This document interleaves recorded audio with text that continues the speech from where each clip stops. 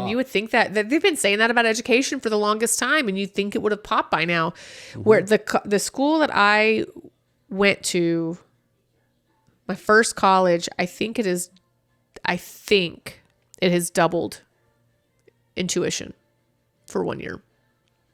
Doubled. Yeah, I think higher education. Now it is a private school.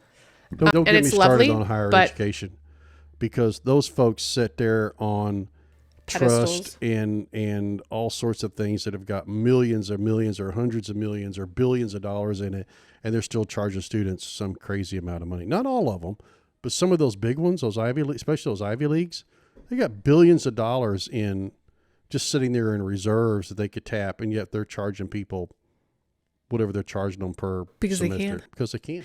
But to be fair, I'll say, and they're paying professors that are like from the government. I don't care what your religion, your political Democrat, Republican, political affiliation, but they're paying Hillary Clinton $500,000 a year. It's like, where are they getting that money? They're not pulling it from that. And also from that big bucket of money. Like, also, how come? Like, what? Why? Yeah. Justify it. Justify the $500,000. So you run into that with insurance too, though, right? Where you do. You scratch your head going, what the heck are they doing? I mean, we as agents look at it and go, this doesn't make any sense. Yeah. But yet you have our marketing reps that are being fed. They got jobs. They got families. I get what they're absolutely. at. They're drinking the Kool-Aid. They have to drink the Kool-Aid, right? Yes. But there are agents like us that sit out there and go, yeah, no, that's not right. Doesn't make sense. Doesn't make any sense. We can't justify it to pass that on to our clients. Yeah, so we're not selling your stuff. Right.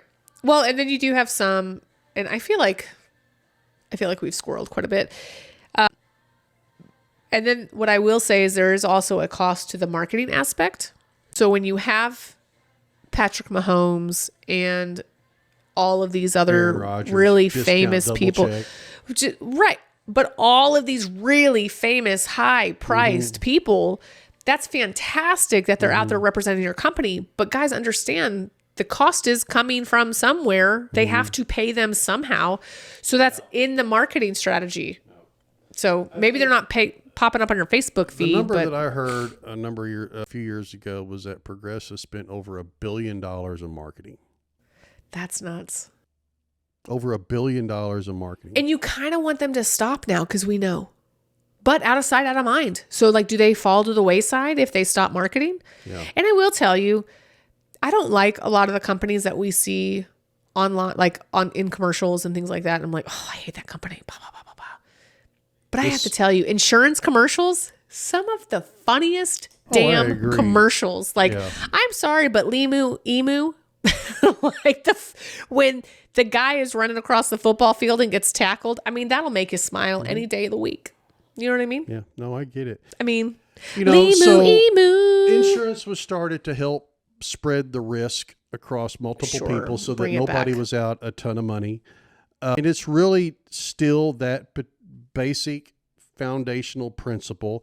We call it now the law of large numbers, where people will say, I'll just insure my home myself. Well, if you've got a $500,000 home, do you have $500,000 to insure it yourself?